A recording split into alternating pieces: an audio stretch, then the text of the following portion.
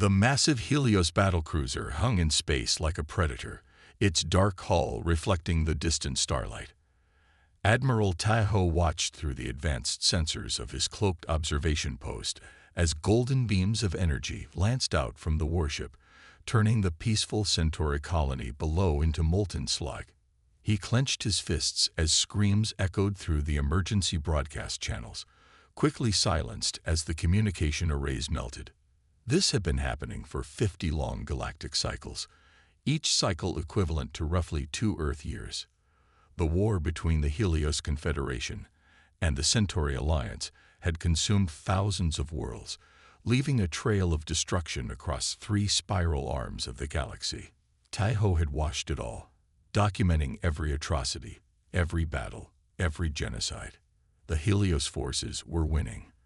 Their energy weapons and shield technology gave them a significant edge over Centauri matter-based weaponry. One by one, Centauri worlds fell to the relentless Helios advance. Their fleets were scattered, desperately trying to protect civilian populations across too much space with too few ships. From his hidden command center deep within Luna Base, Taiho began compiling his weekly report for the Earth Defense Council. His fingers moved across the holographic interface as he organized the data: fleet movements, casualty counts, tactical analyses. The Council would want to know that the Helios were pushing closer to the Sol system. Not that it particularly worried him. Earth had played a long game. When the first alien scouts had passed through the solar system decades ago, they found exactly what humanity wanted them to see: a young spacefaring race that had barely reached its own moon. The scouts saw outdated chemical rockets, primitive satellites, and radio transmissions that marked humanity as barely worth noting. What they didn't see were the quantum computing arrays buried in Mercury's crust, processing power that exceeded anything known in the galaxy. They missed the vast automated manufacturing facilities hidden beneath the surface of Mars, producing technologies that operated on principles neither the Helios nor Centauri had conceived. The antimatter production facilities orbiting Jupiter's moons remained invisible to their sensors, as did the vast fleets of autonomous drones sleeping in the Kuiper Belt. Taiho smiled as another Helios scout ship passed through the outer solar system. Their sensors swept across Earth, recording the same carefully crafted illusion: radio waves, chemical rockets, and primitive attempts at interplanetary travel. The scout didn't even bother to do a detailed scan before jumping away. Why would they? Earth was clearly centuries away from being a threat or even worth conquering. A soft chime drew his attention back to the present: the quantum entanglement communicator, technology that both warring factions thought impossible, displayed a message from the Defense Council. They wanted his assessment of the latest Helios advance. The underlying question was clear: was it time for Earth to reveal itself? Taiho studied the tactical displays, showing the position of every major fleet in the sector. The Helios were pushing hard, driving toward the Centauri core worlds. Their arrogance had grown with each victory, their attacks becoming more brutal, less concerned with civilian casualties. The Centauri were growing desperate, some commanders suggesting the use of planet-killing weapons in a last-ditch effort to stop the Helios advance. Neither side had any idea that Earth had surpassed them both centuries ago. While they focused on brute force approaches to space warfare, humanity had taken a different path. Earth's scientists had cracked the code of quantum manipulation, developed true artificial intelligence, and mastered energy generation that made both sides' technology look primitive in comparison. As Taiho finished his report, he added a personal recommendation. The war was approaching a point where both sides might resort to weapons that could destabilize the entire sector. Earth had waited and watched long enough. It was time to stop being passive observers and take action before the galaxy itself was at risk. He transmitted the report through the quantum network and turned his attention back to the tactical displays. Another Helios fleet was gathering, probably preparing to strike another Centauri world. They were so confident in their superiority, so certain of their eventual victory. Taiho allowed himself a small smile as he thought about their reaction when they discovered just how wrong they were about the primitive humans. The Admiral stood and walked to the observation window overlooking the lunar surface. Below, he could see the vast doors of the hidden shipyards beginning to open for the first time in decades. Soon, the galaxy would learn that they had been playing at war while humanity had been preparing for peace, whether they wanted it or not. The alarms began to sound, warning of another Helios attack on a civilian world. Taiho returned to his station, documenting another atrocity for his next report. Soon, he thought, these reports would no longer be necessary. Soon, humanity would step onto the galactic stage, and everything would change. The war that had raged for 50 cycles was about to meet something it had never expected, a force that could end it in hours. The night sky over Gangneom Air Base erupted in flames as the massive ship tore through Earth's atmosphere. Captain Jiwoo was finishing her evening patrol when the vessel's burning form cast an orange glow across the mountains. The ship's descent was barely controlled, its engines sputtering and failing as it struggled against gravity. The impact shook the ground like an earthquake. Jiwoo immediately mobilized her response team, their vehicles racing across the terrain toward the crash site. The ship had carved a 2-kilometer trench through the forest before coming to rest against a hillside. Its hull, nearly a kilometer long, bore deep scars from energy weapon impacts. Through the gashes in the metal, Jiwoo could see the distinctive blue-white markings of the Centauri Alliance. Emergency protocols that had been rehearsed for decades smoothly went into action. Within minutes, the crash site was surrounded by stealth fields that would hide any advanced technology from orbital observation. Medical teams in what appeared to be simple hazmat suits, but actually contained highly advanced medical systems, approached the wreckage. The ship's main airlock burst open in a cloud of steam. Figures stumbled out, coughing in Earth's atmosphere. Their humanoid forms were covered in sleek combat armor, though much of it was damaged or partially melted. Jiwoo counted 12 survivors from what must have been a crew of hundreds. Their leader, who introduced himself as Commander Haenul, could barely stand. "Please," he gasped, "the Helios fleet. They'll track us. You must hide us or your world will be next." Jiwoo smiled slightly. "Your ship is already hidden, Commander. Please come with us. You need medical attention." The Centauri crew's first hint that Earth wasn't what they expected came when they were loaded into what appeared to be simple military trucks. The vehicles moved with impossible smoothness, inertial dampeners canceling all sensation of motion. Haenul's eyes widened as he noticed there wasn't even an engine sound. At what looked like a normal military hospital, the Centauri crew watched in growing amazement as their injuries were healed in minutes by devices that their medical officers couldn't even begin to understand. Radiation burns, plasma scoring, and even severe internal injuries vanished under the care of Earth's medical technology. "This is impossible," Haenul whispered, watching as a quantum computer array processed their ship's damage report in seconds, a calculation that would have taken their best systems years to complete. "Our latest intelligence shows your species barely achieved spaceflight. You still use chemical rockets, radio waves, primitive satellites." Jiwoo led him to a window overlooking the hospital's courtyard. To any observer, it appeared to be a normal military medical facility. But with a gesture, she deactivated the holographic camouflage. The courtyard shimmered and vanished, revealing a vast underground complex filled with technology that made the Centauri commander's jaw drop. "What you see in space, Commander Haenul, is what we want you to see," Jiwoo explained. "Earth learned long ago that appearing harmless was often the best defense. While the galaxy fought its wars, we advanced in secret. Autonomous drones, smaller than insects, floated through the air, repairing damaged equipment. Holographic displays showed real-time data from across the galaxy, gathered through quantum entanglement networks that the Centauri had thought theoretically impossible. Even the air they breathed was processed by atmospheric systems that could detect and neutralize any known pathogen or toxin." "But why?" Haenul asked, still struggling to process what he was seeing. "With this level of technology, You could have dominated the galaxy. You could have stopped the war years ago. Jiwoo's expression grew serious. We needed to understand, to learn why the war started, how it was fought, what drove both sides to such destruction. We watched, we learned, and we prepared. Not for war, Commander, but for something far more difficult. Enforcing peace. An alert sounded, and new holographic displays appeared. The Helios fleet that had attacked Haynul's ship was approaching the edge of the solar system.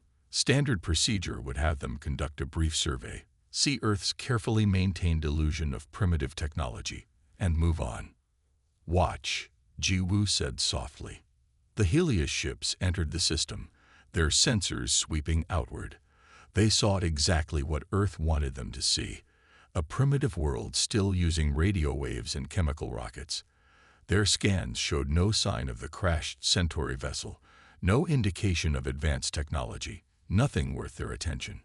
After a brief pause, they moved on, continuing their pursuit of phantom sensor readings that would lead them far from Earth. Haynul stared at the display in disbelief. Our best cloaking technology couldn't hide a ship that size. How did you? The same way we've hidden everything else, Jiwoo replied. By thinking differently than either the Helios or the Centauri. Your peoples focused on power, bigger weapons, stronger shields. We focused on understanding the fundamental nature of space, time, and reality itself. She turned to face the commander directly. Your arrival here wasn't an accident, Haynul. We've been guiding certain ships to Earth. Crews we believe will understand what must happen next. The war has gone on long enough. It's time for it to end. Haynul looked at the displays showing his ships pursuing fleet departing the system, completely unaware of what they had just passed. For the first time since the war began, he felt something he had almost forgotten. Hope. When? He asked simply. Jiwoo's reply was equally brief. Soon. The massive underground chamber beneath Mount Fuji hummed with tension as Defense Minister Sunmai activated the holographic display. Representatives from every nation on Earth watched as the true scale of humanity's military power filled the air above them. The display showed vast fleets hidden in dimensional pockets throughout the solar system, weapons platforms disguised as asteroids, and manufacturing facilities that could produce thousands of autonomous warships per day. For 3 generations, we have prepared, Sunmai began, her voice carrying clearly through the chamber. While the galaxy burned in endless war, we built. While they destroyed, we created. And now, with the arrival of the Centauri survivors, the time has come to reveal ourselves. The hologram shifted, showing the current positions of both the Helios and Centauri fleets across 3 spiral arms of the galaxy. Red icons marked worlds that had been destroyed in the conflict, their numbers overwhelming in their tragedy. Next to this display, Earth's hidden forces appeared as blue markers, their numbers and capabilities far exceeding anything either side of the war had imagined possible. Our advantage lies not in brute force, Sunmai continued, zooming in on one of Earth's stealth fleets. While they focused on energy weapons and shield technology, we took a different path. Our ships carry no conventional weapons. They don't need them. The hologram demonstrated a simulation of Earth's technology in action. A single human vessel, smaller than a Helios scout ship, approached a fleet of enemy warships. Instead of firing weapons, it simply existed. Within moments, the enemy fleet's systems began to fail.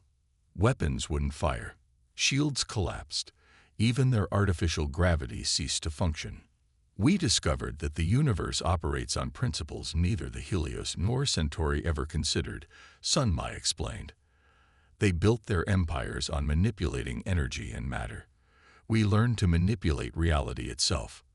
The Council watched as she displayed the quantum entanglement networks that spanned the galaxy, invisible to both warring factions. Earth's AI systems had evolved far beyond simple computer programs. They were now woven into the fabric of space-time itself, able to predict and counter any possible tactical move before it was even made. Our ships don't need to fire weapons, Sunmai continued, because they can simply prevent enemy weapons from working. They don't need shields because they can redirect any attack through quantum space before it hits. Our AI systems don't need to process tactical data because they exist partially outside normal time, seeing all possibilities at once. A council member raised his hand.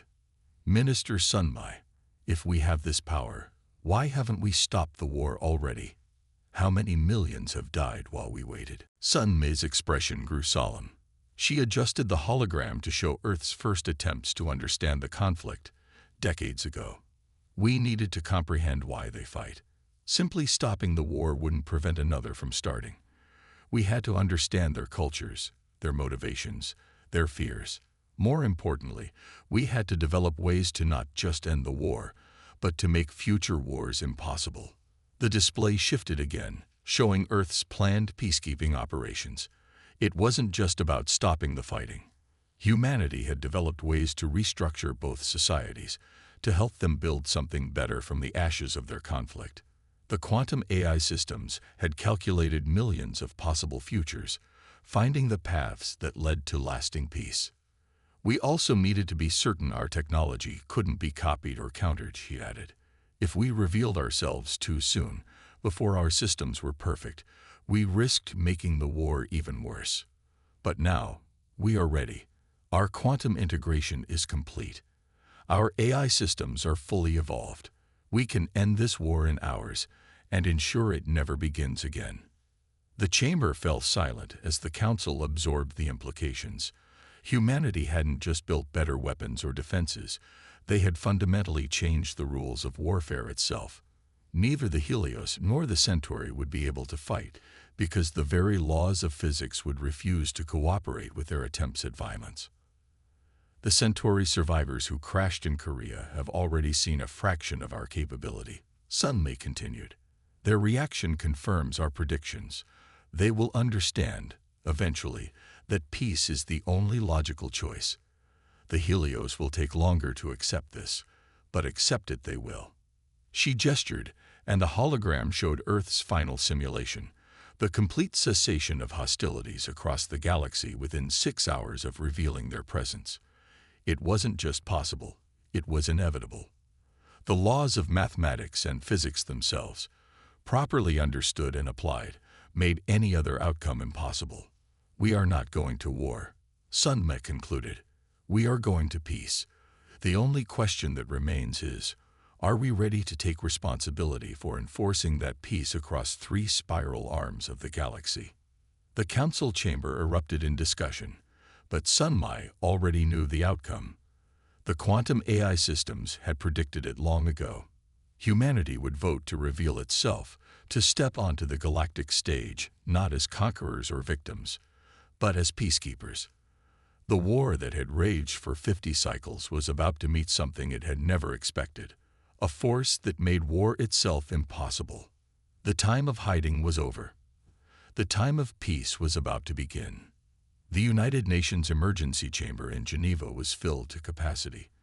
President Dahyun stood at the central podium, his expression grave as he faced the assembled leaders of Earth's nations. The holographic displays around him showed scenes of destruction from across the galaxy, worlds reduced to ash, civilian populations massacred, entire species extinct. For 50 cycles, we have watched, he began, his voice carrying the weight of humanity's burden.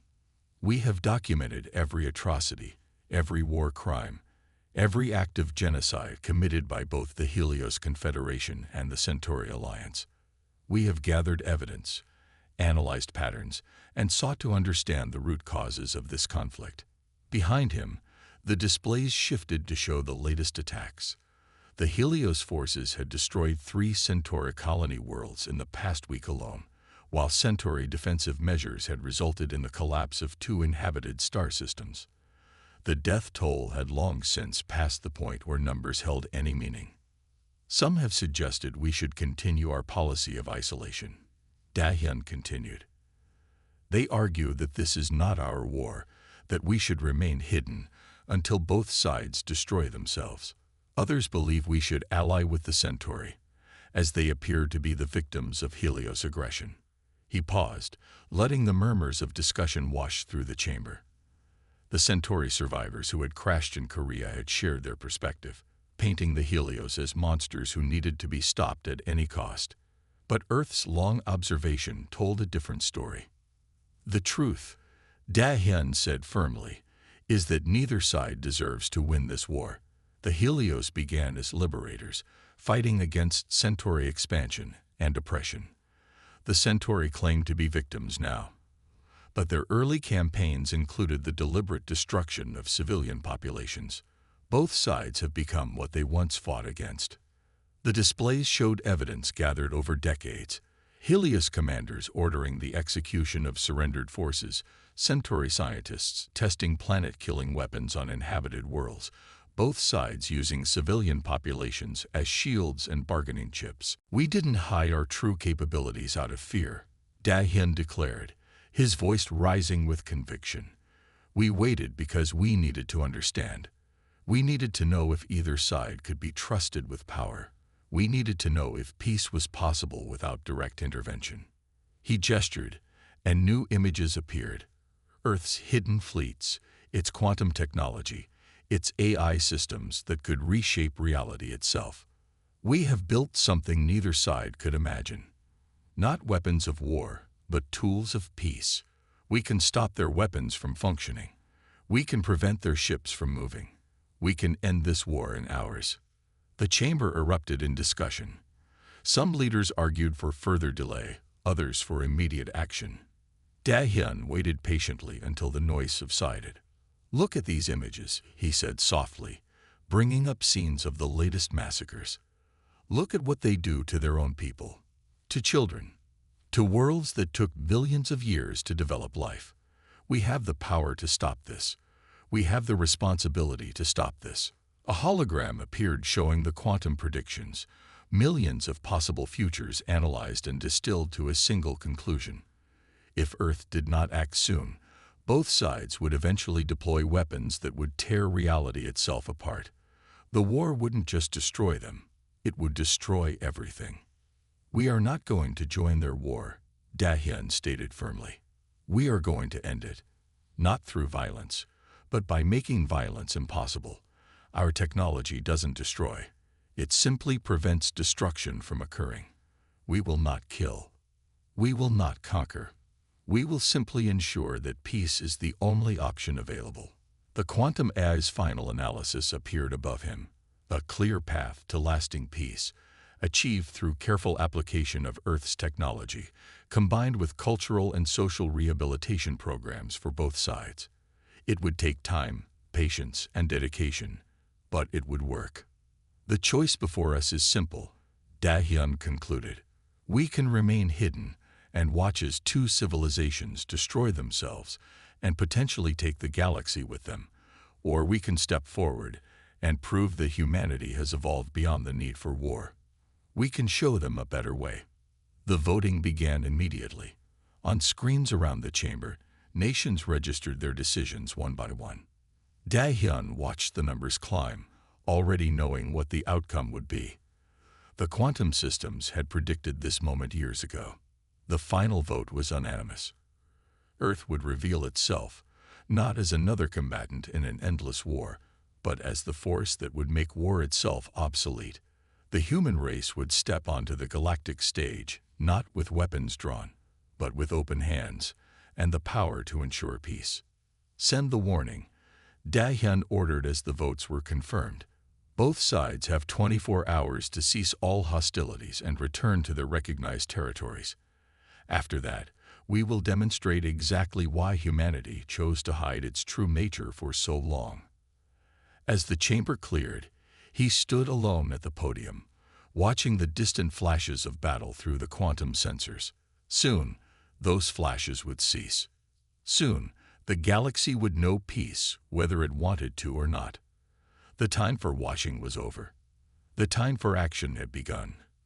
Commander Kita stood in Earth's primary quantum broadcast center, deep beneath the Pacific Ocean floor. Holographic displays surrounded him, showing every major fleet position across 3 spiral arms of the galaxy. The time had come.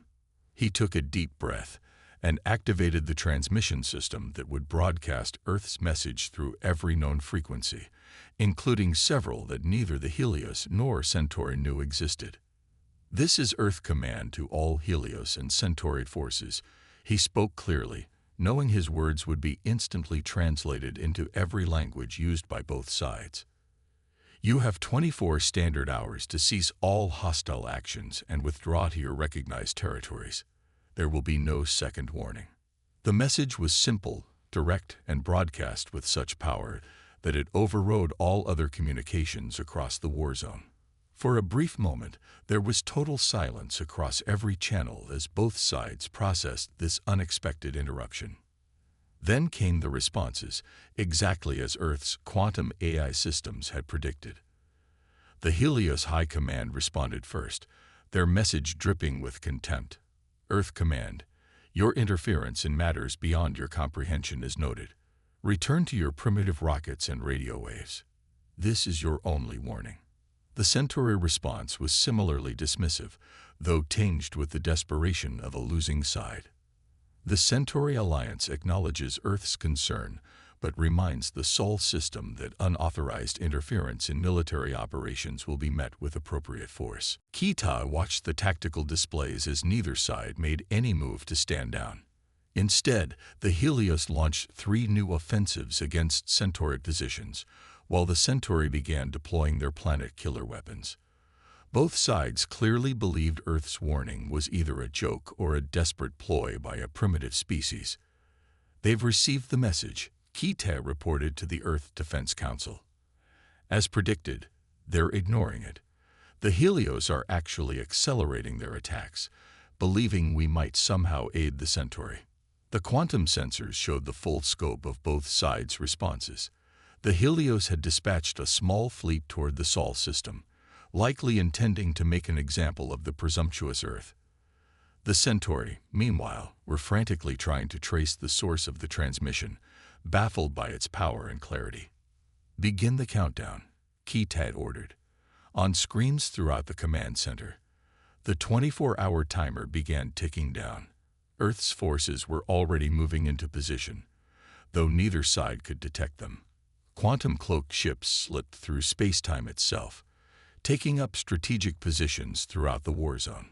Over the next few hours, Kita watched as both sides continued their brutal conflict, completely oblivious to what was coming. The Helios destroyed 2 more Centauri colony worlds. The Centauri detonated a star to take out a Helios fleet base. The death toll continued to mount. Primitive species, a Helios commander broadcast on an open channel, clearly meant for Earth to hear. "Watch and learn how advanced civilizations wage war. Your interference will be dealt with once the Centauri are eliminated." 18 hours into the countdown, the small Helios fleet meant to punish Earth entered the solar system. They sought exactly what humanity wanted them to see: a handful of chemical rockets, some basic satellites, radio transmissions discussing primitive space exploration. The fleet commander actually laughed as he prepared to demonstrate Helios power to these uppity primitives. That's when they lost control of their ships. Kita allowed himself a small smile as the Helios vessels simply stopped responding to their crews. No weapons would fire. No engines would engage. They hung in space, helpless, as their commanders raged and threatened. "Consider this a small demonstration," Kita transmitted to the stranded fleet. "In 6 hours, every ship, every weapon, every piece of military technology belonging to both the Helios and Centauri will suffer the same fate. You may wish to inform your leaders." The Helios fleet commander's response was predictably furious, right until his life support systems briefly flickered. Another small demonstration of Earth's power. The fleet's distress calls finally got the attention of both sides' high commands. As the final hours ticked away, there was a flurry of activity. The Helios and Centauri both launched maximum offensives, trying to gain as much territory as possible before the deadline. Neither side believed Earth could actually affect their entire military force simultaneously. Kita watched the countdown enter its final minutes. Earth's quantum fleets were in position. The AI systems were synchronized. Everything was ready. Final warning to all forces, he transmitted with 1 minute remaining. Power down your weapons and withdraw, or we will power them down for you. The war ends today. The responses were lost in the chaos of battle as the timer reached 0. Kita gave the order quietly. Begin. In that moment, both the Helios Confederation and the Centauri Alliance were about to learn exactly why humanity had hidden its true capabilities for so long. They were about to discover that Earth's warning hadn't been a bluff or a desperate ploy. It had been a courtesy they didn't deserve. The war that had raged for 50 cycles was about to meet something it had never expected, a force that could end it in hours, whether they believed it possible or not. The Quantum Command Center was silent as the final seconds ticked away. General Yanji stood before the Master Control Interface, watching as millions of data points converged on this single moment. Every Helios and Centauri warship had been tagged, every weapon system analyzed, every possible response calculated. Time, she announced calmly. Execute Operation Stillness. Across 3,000 light-years of space, reality itself seemed to hiccup. The quantum-linked drones that Earth had secretly planted throughout both empires activated simultaneously. They didn't appear, they simply were, as if they had always existed inside every ship, every weapon platform, every military installation. The effect was instantaneous. A Helios dreadnought, preparing to fire its main cannon at a Centauri colony, found its weapon systems completely dead. A Centauri strike fleet, about to launch a desperate attack, watched helplessly as their engines shut down. Across the battlefield, the mightiest warships ever built became floating hulks. Status report, Yanji commanded, though the quantum displays were already showing her everything. Green lights indicated successful system shutdown across 99.98% of all military targets. The remaining 0.02% would be handled within the next 30 seconds. The first panic transmissions began flooding in. The Helios fleet commander, his voice cracking with rage and fear. What sorcery is this? Our systems are not responding. Nothing works. A Centauri battle group leader, more confused than angry. Engineering reports total system failure. There's no damage, no signs of attack. Everything just stopped. Yanji watched as Earth's AI systems smoothly countered every attempt to regain control. Engineers tried rebooting systems. The quantum drones prevented it. Commanders attempted to activate backup systems. They found them already locked down. Some tried to self-destruct rather than be helpless. Those systems, too, refused to respond. Attention all vessels, she broadcast across all frequencies. Your military capabilities have been neutralized. This is not an attack. This is not a malfunction. This is peace enforcement. Stand by for further instructions. The quantum displays showed the chaos spreading through both empires. Some ships tried to run. Their faster-than-light drives wouldn't engage. Others attempted to fight with backup weapons or even personal firearms. But anything designed to cause harm simply refused to function. Fascinating, one of the tech operators noted, watching the attempts to counter Earth's technology. The Helios are trying to modify their quantum fields to break our control. They still don't understand. We're not controlling their systems. We've simply changed how reality works within their ships. Yanji nodded. Earth's greatest breakthrough hadn't been in building better weapons, but in understanding how to locally modify the basic laws of physics.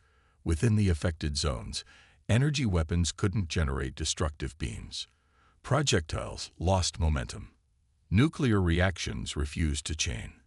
The universe itself had been reprogrammed to prevent violence. The first hour passed in a blur of activity. Some crews abandoned their ships, only to find their escape pods gently guided back. Others barricaded themselves in, preparing for boarding actions that would never come. Earth had no interest in taking their ships, only in ensuring they could never be used for war again. By the second hour, the first attempts at negotiation began. The Helios High Command, their arrogance finally cracking, requested terms. The Centauri Alliance, seeing their chance for revenge slipping away, tried to bargain for at least some military capability. Both were politely informed that the time for negotiations had passed. "Show me the casualty count," Yanji ordered as the third hour began. "0, the response came back. Some minor injuries from panic and attempted manual overrides, but no deaths. The safety protocols are working perfectly.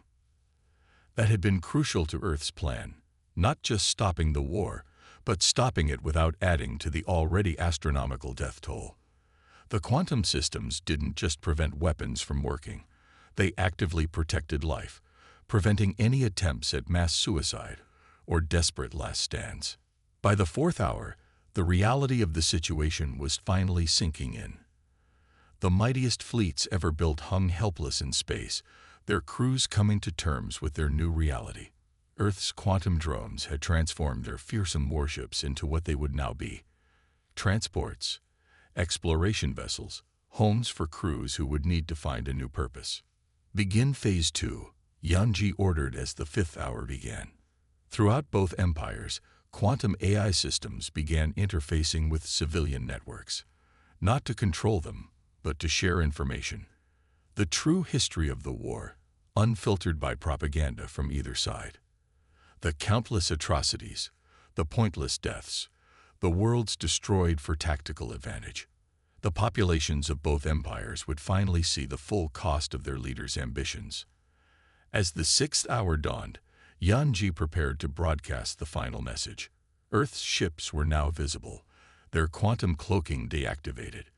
They took up position throughout former battle zones, not as conquerors, but as peacekeepers. To all citizens of the Helios Confederation and the Centauri Alliance, she began, her words reaching every ship, every world, every corner of both empires. The war is over. Your military capabilities will not be restored. Your weapons will not be returned. The time of violence has ended. She paused, letting the message sink in before continuing. But this is not an ending. This is a beginning. Earth stands ready to help both your peoples rebuild, to turn your weapons into tools, your warships into bridges between worlds. The galaxy is vast enough for all of us, but only if we choose to live in peace. The response would take time. Acceptance would not come easily. But as Yanji looked at the displays showing thousands of mighty warships now transformed into elegant monuments to peace, she knew that the hard part was over. The war had ended. Now the real work could begin.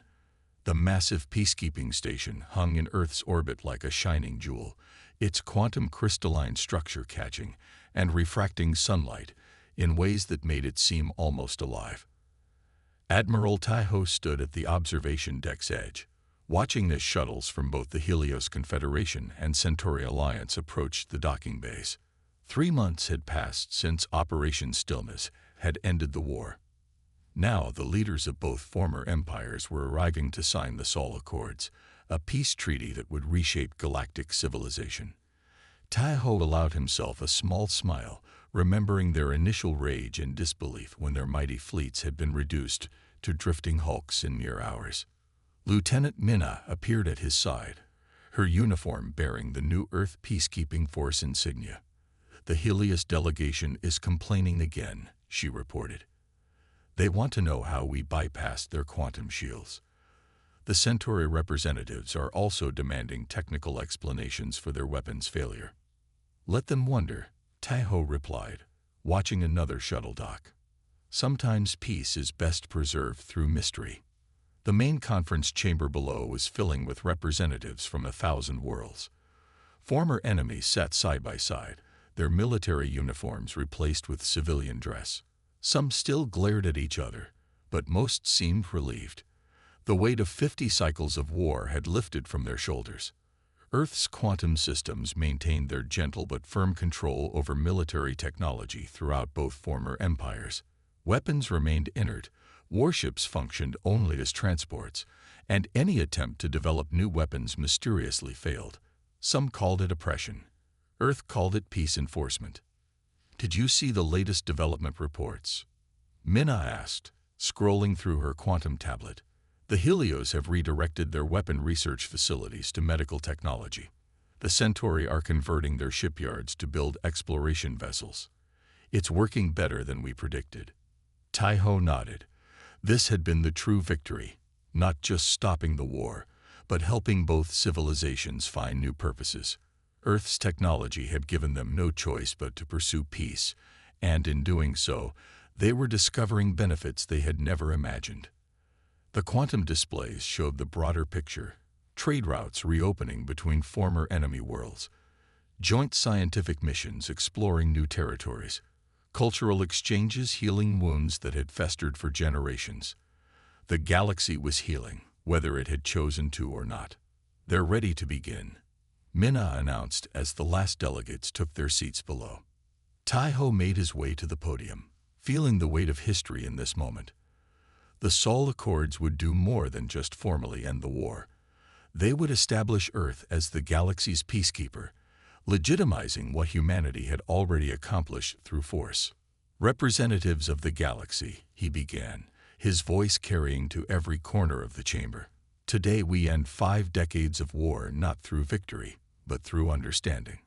Earth did not intervene to conquer or control, but to remind all of us that peace is always possible. He could see the mixture of emotions in the audience: respect, resentment, relief, and curiosity. Many still couldn't comprehend how their mighty empires had been humbled so quickly by a world they had dismissed as primitive. The Sol Accords established new principles for galactic civilization. Taiho continued, all military technology will remain neutralized. Disputes will be resolved through arbitration. Resources will be shared equitably. And Earth will serve not as ruler, but as guardian, ensuring these principles are upheld. The signing ceremony proceeded smoothly, each representative adding their mark to the quantum-encoded document. As they did, Taiho reflected on how far they had come. 3 months ago, these same leaders had been ordering planetary bombardments and genocide. Now they were agreeing to perpetual peace, albeit with Earth's technology ensuring they kept their word. A question, Admiral, the Helios High Commissioner asked during the reception that followed. How long will Earth maintain this control over our technology? As long as necessary, Taiho replied simply. Though I suspect that by the time we could safely remove it, you won't want us to. Peace has its own rewards. He was right. Already, both civilizations were discovering the benefits of cooperation.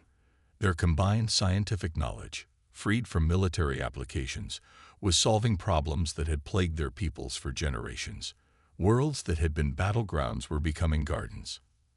As the celebrations continued below, Taiho returned to the observation deck. Earth shone blue and peaceful above them, no longer hiding its true nature from the galaxy. Humanity had emerged from its shell, not as another warlike species, but as something entirely new, guardians of a peace that would last for generations. They still don't understand how we did it, Minna remarked, joining him at the window. Good, Taiho replied. Sometimes the best way to keep the peace is to let them wonder. Let them think we might have even greater powers held in reserve. Let them focus on building rather than questioning. The galaxy would know peace, whether it wanted to or not. Earth would make sure of that. And someday, perhaps, they would understand that the greatest power wasn't in weapons or ships, but in the choice to use technology for peace instead of war. The war was over. The real story, the story of a galaxy learning to live in harmony, was just beginning.